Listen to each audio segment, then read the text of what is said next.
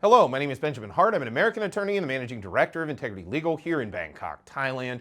As the title of this video suggests, we're discussing the LTR visa, oftentimes referred to as the long-term residence visa. As I've discussed in other videos, this should not be confused with permanent residence. As we've discussed in many other videos, Thai LTR visas do not confer lawful permanent residence here in Thailand. Permanent residence as described in the Immigration Act of 1979. So in my opinion, they're basically just non-immigrant visas. Although that being said, BOI does have a specific set aside under the Immigration Act where they do have there's a visa category, if you will, for BOI. Now, as I've discussed in other videos, I don't see where just by having this other category, the act itself delineates between two types of folks. Folks who have permanent residence, and those people, for example, don't have to deal with things like TM30 or 90-day reporting. And then there's those that don't have permanent residence but are in Thailand long-term on a non-immigrant visa. So that's every other type of visa except for a tourist visa or a visa exemption. You're either non-immigrant or you're permanent resident, i.e. immigrant visa. So under that body of law, we see where residence comes from. And again, LTR visas, as we've discussed, are not, strictly speaking, permanent residence. But we've seen a lot of other talk regarding the LTR visa, and I've been unable to really find where they're coming up with the authority for this. And this is one of those things I'm happy to make another video if I can find explanation for where the legal authority for some of these assertions comes from. But one of them is that LTR visas don't need to do things like 90-day reporting. I've even heard that they don't have to do things like TM30. I don't understand where they get the authority for that, because the Immigration Act is clear. You're either a permanent resident or you're not.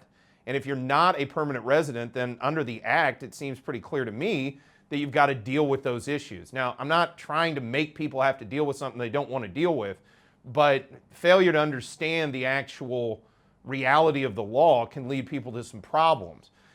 Which brings us to this whole notion of like tax exemption. I've heard many times, I haven't seen a lot of like hard and fast information about where the legal authority for any sort of tax exemption is based on one's visa status, specifically LTR status, but I've seen a lot of talk about it.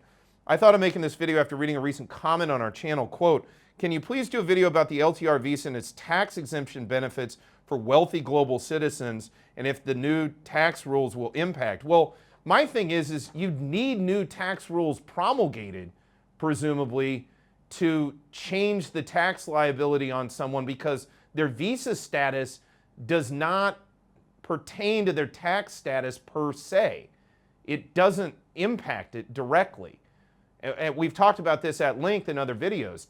Immigration status is its own thing. Now, immigration and tax are becoming more and more inextricably linked because physical presence in a given jurisdiction, especially here in Thailand now in light of recent announcements, physical presence in a given jurisdiction may dictate tax liability, may not too, depending on the jurisdiction you're in. But that said, I don't see where a visa or the status of a visa mitigates against already promulgated tax law. I don't see how that occurs. And I haven't seen any statutory authority or any legal authority out there regarding these LTR visas that says legally and at law that tax liability is mitigated. For example, we still have the 180-day rule regarding tax residence in Thailand.